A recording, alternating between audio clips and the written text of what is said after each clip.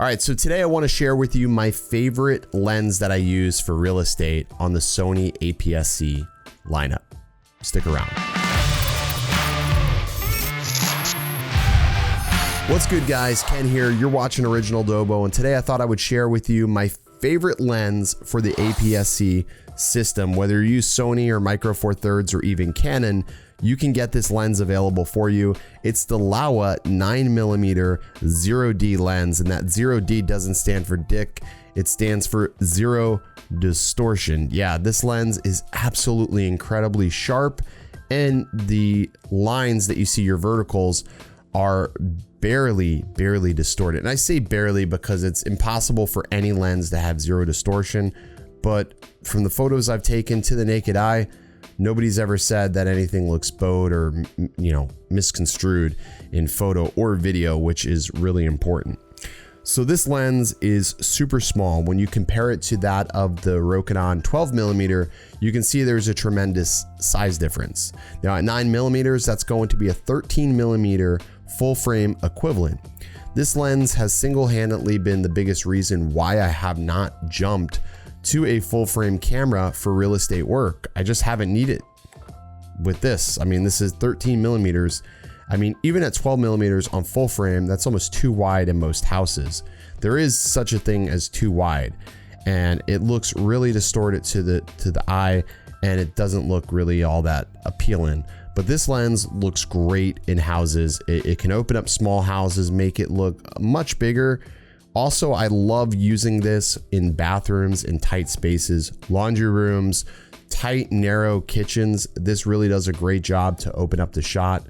It works great for photos and video. However, when you're taking photos with this is a manual lens, so you will need to make sure that you set your focus ring to infinity. Same thing with video.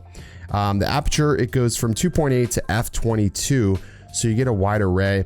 I have noticed a little bit of vignetting at f/2.8, but it's really not that hard for me to correct in post. Just by pulling it back and feathering it, I can clean that up pretty well. I actually noticed a lot more vignetting with my Rokinon 12mm than I do with the Laowa 9mm. Now that vignetting gets better as you go down with the f-stop, so like f7.1, f8, I notice really no vignetting at all in photos, which is important because that's where most of your real estate photography is going to happen. They do include a lens hood with this unit. However, I just find that the lens hood is sort of cheap and I end up leaving it off in a lot of cases.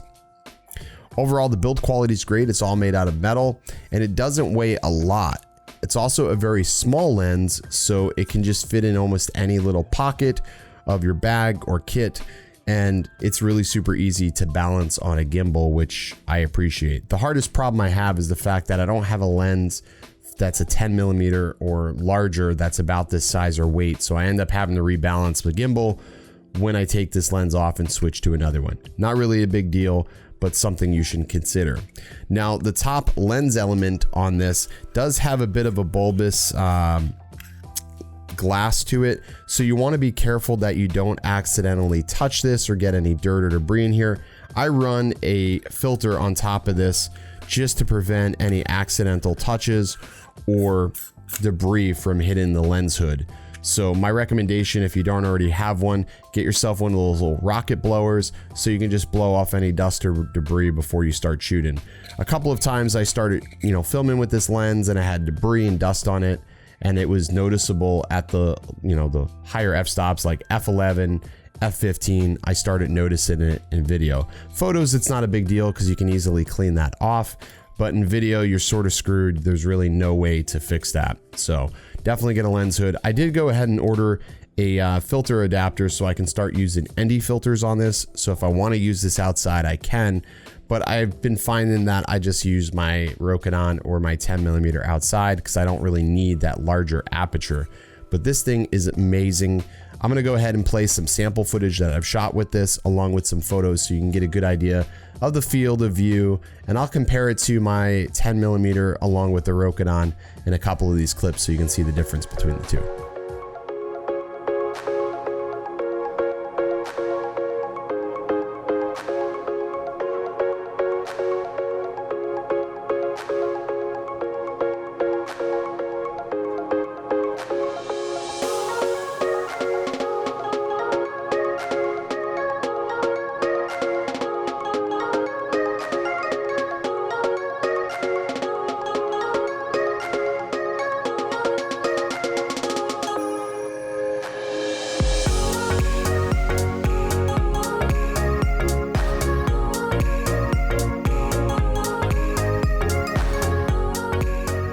Alrighty, so there you go. That's the Laowa 9mm. I've had this lens for over a year's time. I've wanted to make a video on it, but I was still really unsure about this lens. And after using it for a year, really happy with the purchase on it. It is not a cheap lens. They're $4.99 for these lenses. So just bear that in mind when you do purchase one. In the grand scheme of things, if I would have bought a full frame camera, the full frame camera would have cost me $2,000. Then to get a lens, it would have been anywhere from $1,000 to $2,000. And right now, if I just bought this, the kit lens, and the A6400, I'm still well under, $2,000. I think I'd be right at like 1,500 or 1,600 bucks. I like shooting Sony specifically because the color science to me is okay. It's great. And the fact that it does so well in low light. In a lot of these rooms, I can really bump the ISO up really high to like 2000 sometimes and not get any noise, which to me is tremendous. And you can't really do that with Canon cameras. And it's a lot harder to do that with Panasonic cameras, especially the Micro Four Thirds system. It takes a little bit more finesse, but it is possible. Now, if you do shoot on the Micro Four Thirds system, they do have the 7.5mm Rokinon F2. Or actually it's an F2.8, but that also offers zero distortion. But they do have the 9mm available for Canon and Fuji, so no matter what you shoot on, there's a lens available. But these things are phenomenal. If you haven't, take a look at some of the other footage that's out there on YouTube for the 9mm. You won't be disappointed. And if you want that full frame look on a APS-C budget, this is the way to go.